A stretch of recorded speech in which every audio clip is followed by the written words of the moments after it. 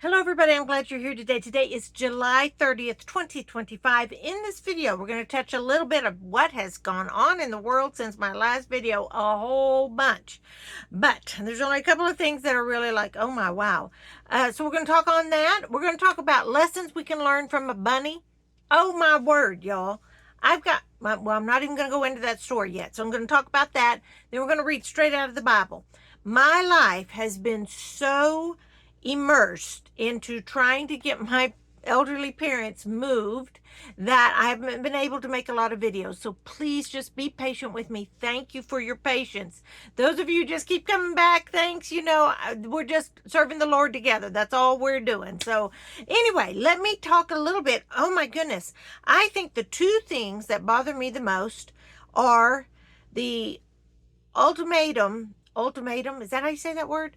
The time limit, there you go, the or else that Trump has given to Russia about, look, it was going to be 50 days before we, gave them a smack bottom, but now we're doing it like, 10 to 12 days. Okay, we're going to move that timeline up tremendously.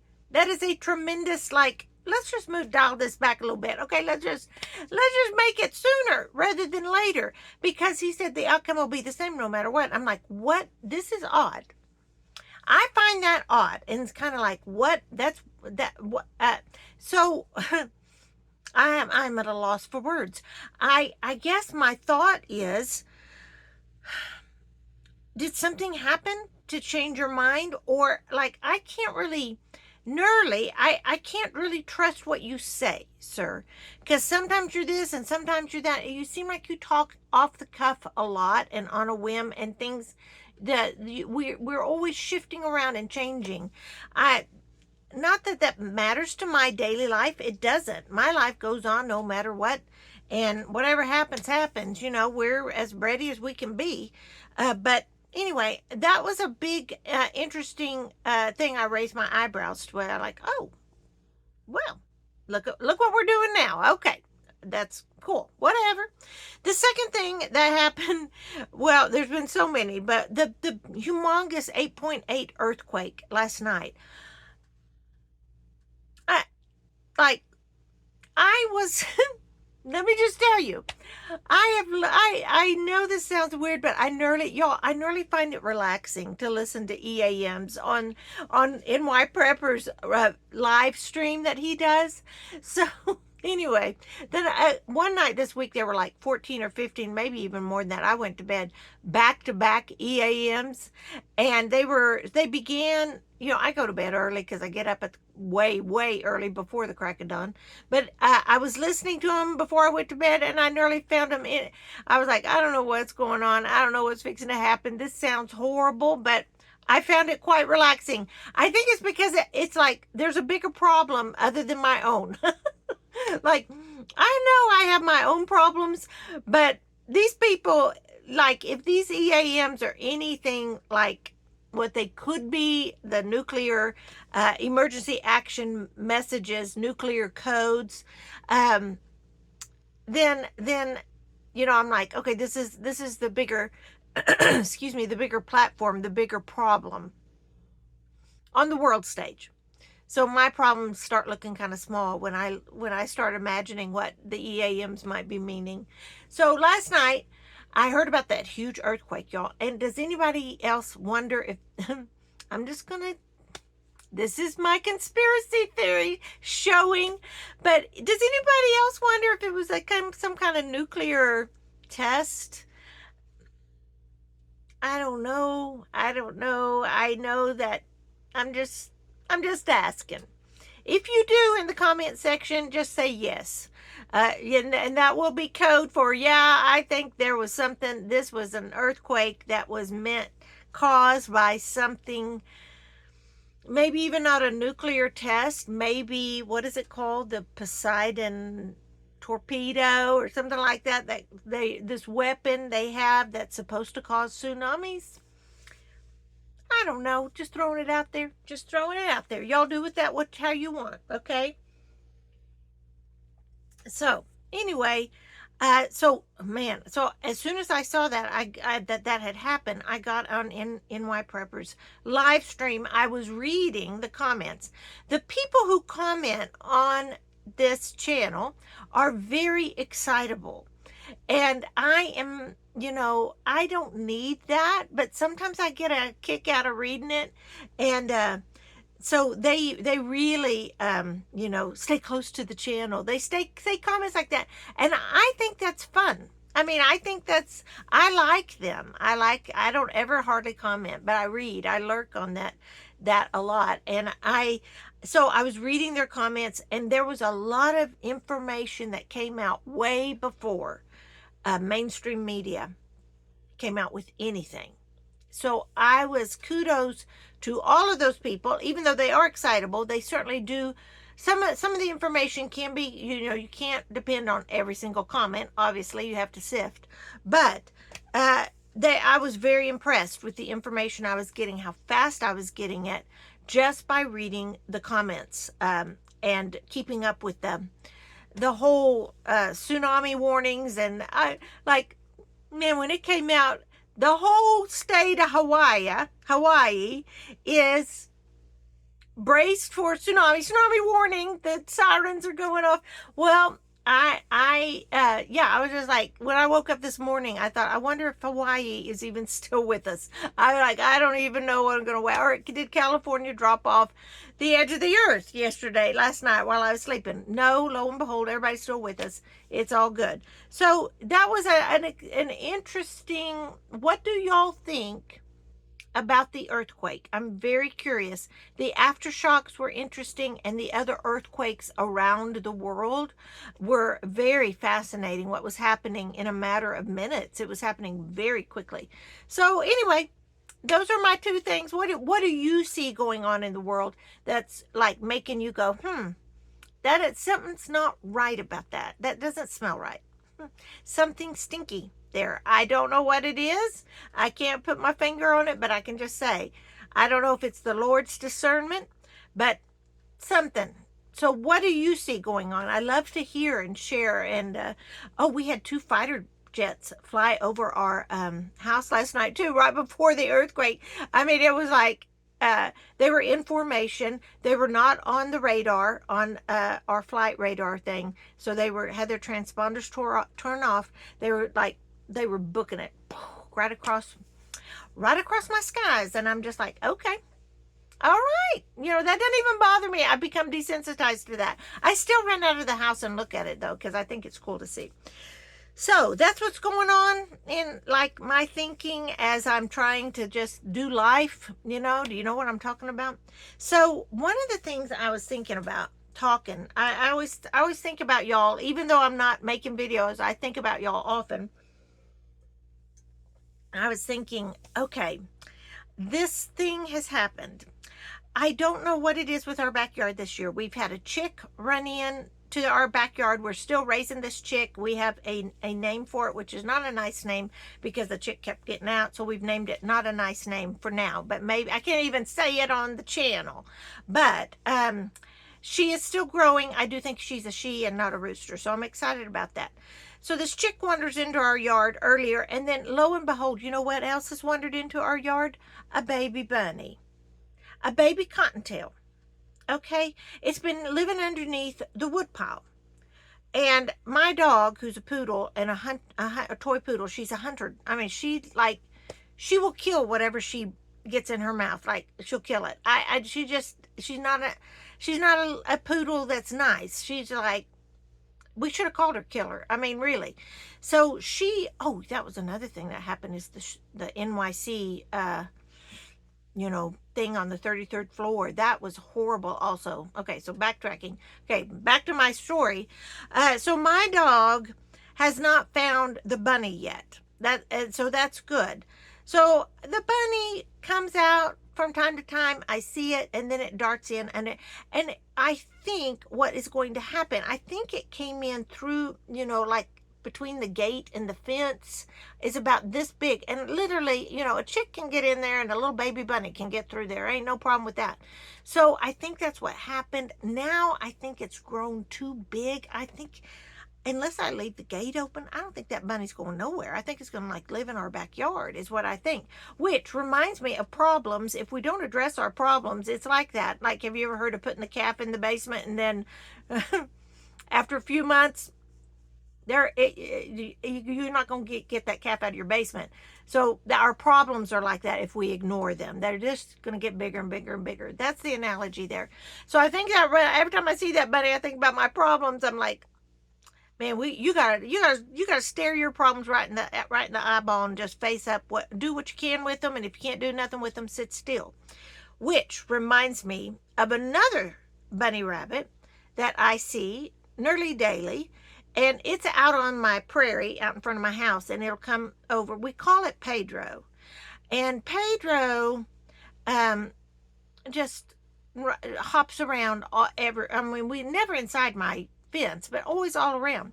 So when I walk my dog in the mornings, just around the block, we often see Pedro. I see Pedro.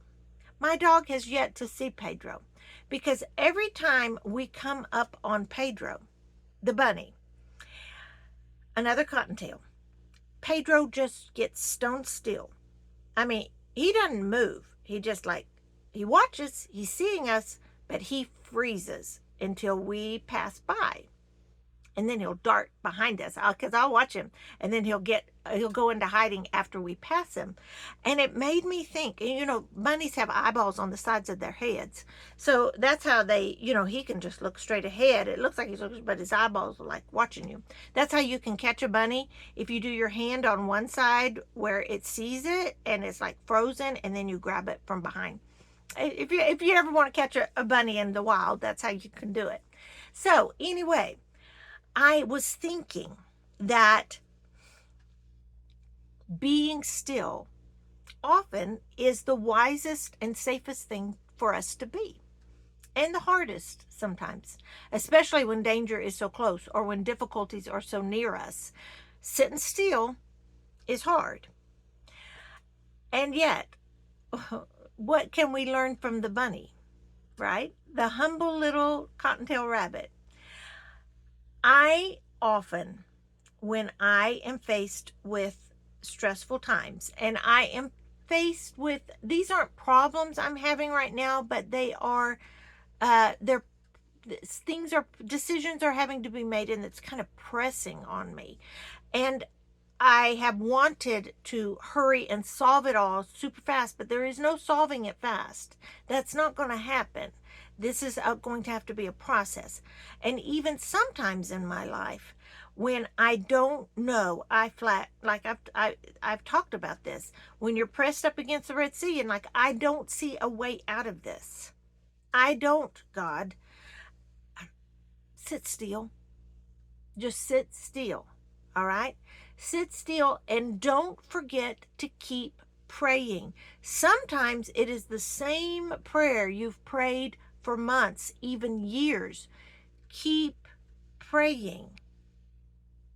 Keep being still in God. Sometimes you got to get off your butt and do something. Sometimes you do have to take action. The Lord gave us a brain to use. So sometimes, we have to be able to do that.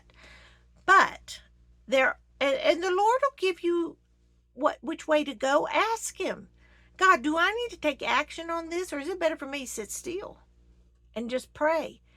Keep praying the prayer that you're tired of praying. Pray the prayer that you're afraid to pray. Have you ever had a prayer you're afraid to pray, or a prayer you just don't flat out feel like praying, like help me forgive them? When you're super mad at somebody and you just want to hold on to that grudge, but you need to let go of it, and you need to pray the prayer, God, I'm stinking mad at that person. I don't want to forgive them. I think they deserve my anger and my hate. But let me forgive them. I know that's the right thing to do. Work that in me, Father. That's how you pray that prayer. And he knows. It's not like you're fooling him. It's not like you're covering up anything. He knows you don't. He knows how you feel. So just say it. Be honest with yourself and with God. So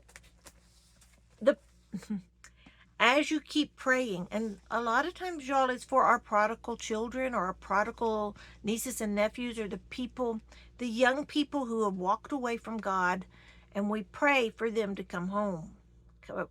Lord, please show them the way home. And that those prayers can go on for years. Don't get tired praying them. Keep lifting them up. So I was brought to Romans chapter 12.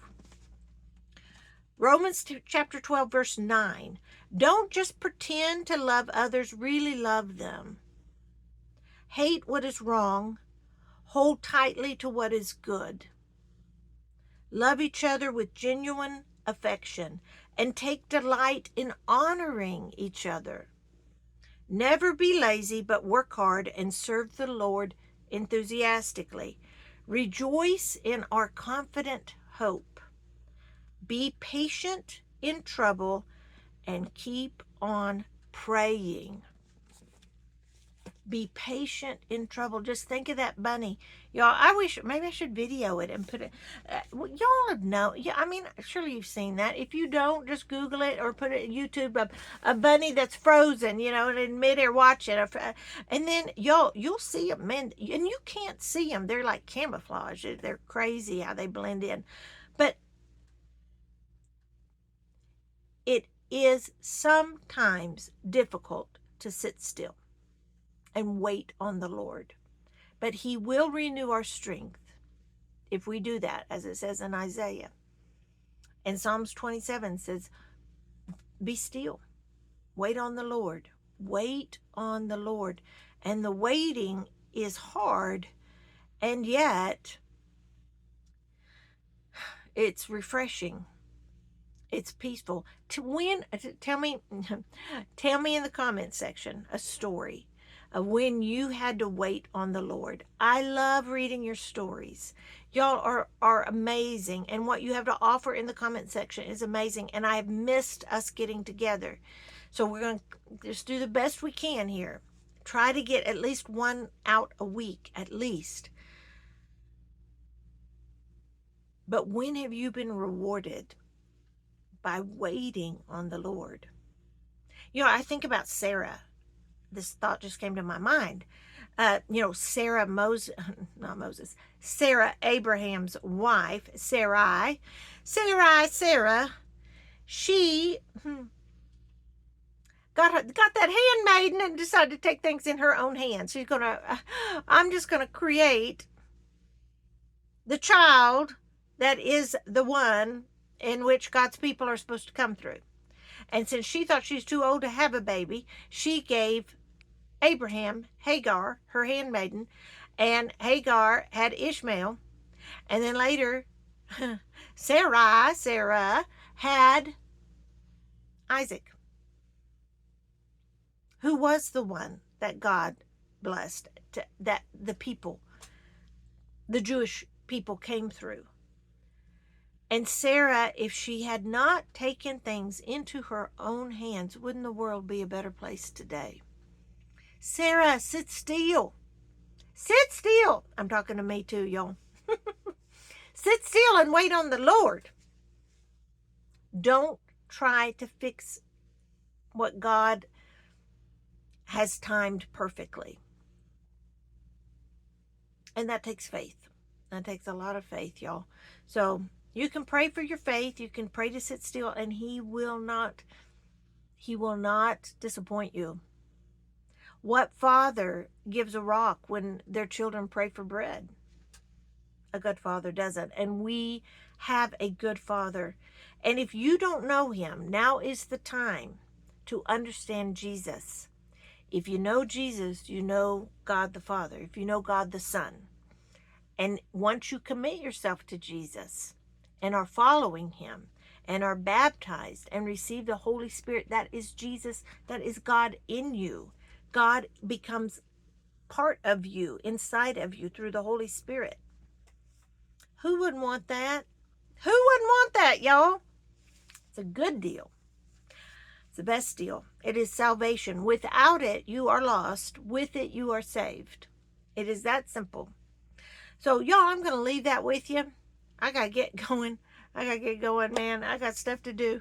I gotta thaw out some chicken for supper is what I gotta do.